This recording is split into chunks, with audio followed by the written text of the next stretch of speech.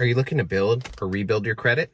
In this 10-step process, I'm going to show you exactly how to do it the right way. The first step is you need to check your credit. Even if you think you don't have a credit score, you need to check your credit. We recommend the $1 trial at free3scores.com, and I'll put a link down below for that. You can also use Credit Karma, which is completely free, but it's not going to show you the entire picture. And especially if there's negative items on there, it's not going to properly report those. The reason that Credit Karma is free is to advertise to you. It's not really there to be a tool, but it's fine to have it. It's just not fine to rely on it. Step 2, if you see any negative items on your credit report, we need to start working on those right away. You can do a free consultation on our website, or you can look through our YouTube channel, and we have a video about how to dispute negative items to try to remove them from your credit. Step 3, there is a way to adopt someone else's credit history from their credit card. It's called becoming an authorized user.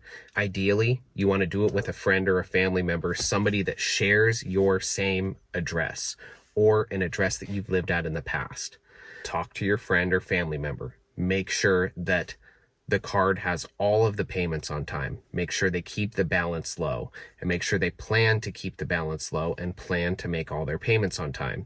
You do not want to adopt the credit history from someone with bad credit. If they agree, all they need to do is call the bank, give them your name, your social security number, and your birth date, and it should start reporting on your credit in 30 days. Step 4 is you need to start building credit with name brand credit cards. You don't want any junk credit cards that are pretending to be name brand.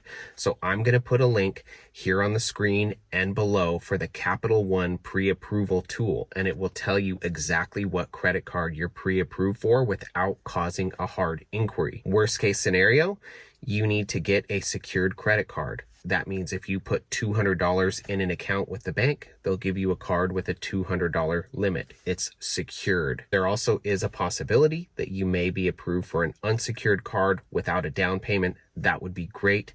But the goal is to have a name brand credit card reporting on your credit report. Step 5 is adding a secured loan to your credit. Some places allow you to put $1,000 in an account and borrow $1,000 from them. That's great. We like this company called Self, and I'll put a link down below. To me, Self is like a savings account with a mandatory monthly payment that reports on your credit. At the end of the term, you get all of your payments back minus a small fee. I think it's somewhere in the range of $79. It's the cheapest way for you to start building and establishing a credit history. Plus, you're going to get a check at the end. Step 6, if you don't mind giving up some of your privacy temporarily, you can do Experian Boost. They're going to want a link to your bank account, so be prepared. If you're willing to give up some privacy, Experian Boost can help boost your Experian credit score. Step 7, once you open a secured loan and a credit card, you need to make sure that you're making all of your payments early. An on-time payment is a late payment. Make your payments early. If you get a late payment on your credit report, it can devastate you for up to 7 years. So don't even risk it. Make your payment early. Step 8, keep your credit card balances low. We recommend keeping them below 10% of the credit limit at all times. 30% of your overall credit score is directly related to how low the balance on your credit cards is. The lower the balance, the higher your score. So don't risk it. Keep a low balance. Pay it off in full each month. Step 9 is you want to track and monitor your credit regularly. Whether you do it on Credit Karma, or you do it through ScoreSense, or you do it through R-Link, or you do it with Identity IQ or MyFICO, it doesn't matter to me as long as you're checking and monitoring your credit regularly. And if you see something new pop up, like a late payment, a collection, anything that lowers your score, you need to jump on it immediately. The sooner that you act when something like that happens, the better chances of you getting it deleted quickly. Step 10 is now it's time to get approved for much better credit cards.